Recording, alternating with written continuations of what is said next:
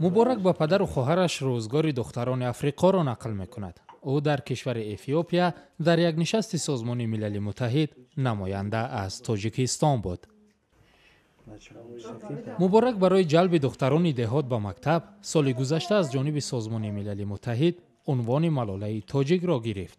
ما میرفتیم میگفتیم میشتیم کجای معرکه میشتیم جنجال میکردیم میخواستیم میگفتیم ای خونده چیکار میکنه شوهر بدیم برادر رو بسیار ترگی با مقابل دادن هر هفته در پلات چیکار میکنه مخصوصا در خوالین شروع بود همین دهات رایانه دوردست مقابلیت نشون دادن مخصوصا برادرها همین در خونی ما که بود میگفتیم نه که ما برزه بوده نتونستیم نه که ما اخسانیم که مبارک ما همین کار کرده تا نیست خب پای پدر مادر شد ای ما گذشت رفت رحمت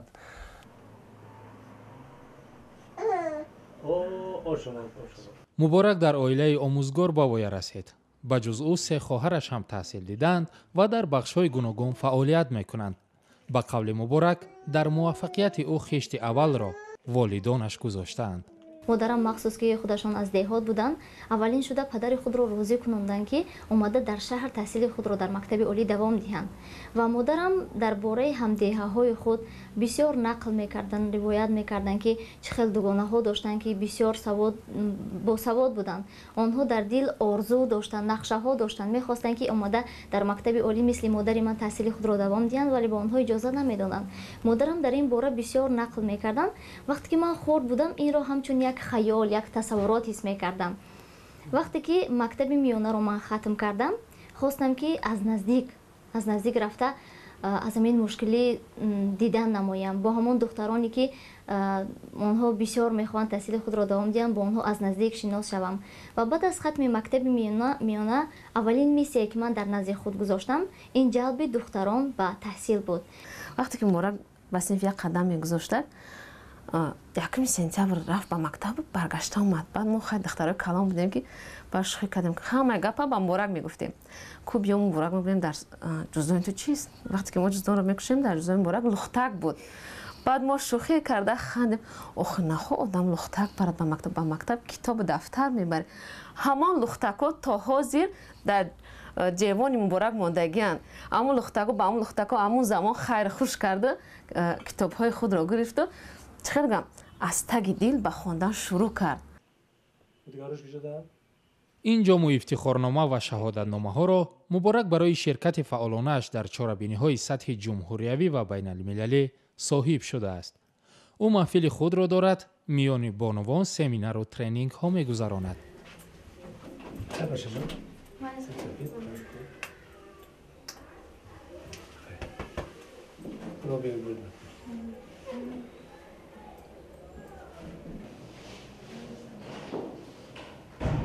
مبارک دانشگاه دولتی کلاب را ختم کرده است و حالا در بخش ماجستراتوره این دانشگاه تحصیل می‌کند.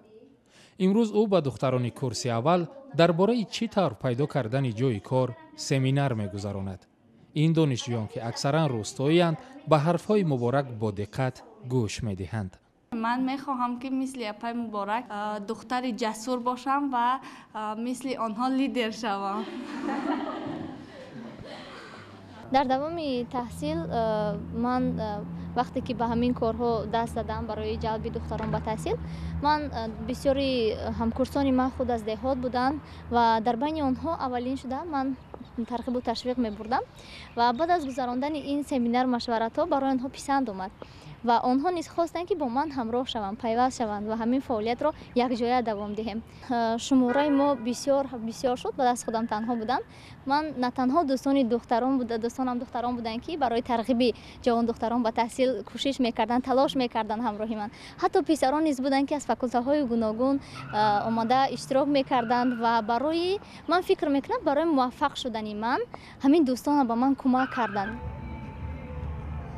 مبارک قبلا با لایحه‌های سازمان‌های گوناگون در سمت جلب دختران دهات به تحصیل کار میکرد. حالا از روی لایحه کار نمیکند. میگوید تنها به خاطر وجدان در بین بانوان روستایی و والدان آنها از تحصیل ترغیب میکند.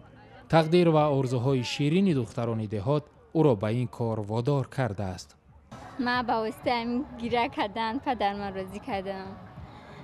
دوست ما گیره کردم بعد محلی گفت برا بخون حاضر میگه بخون بود که بعد مطرح به شوهر میتون.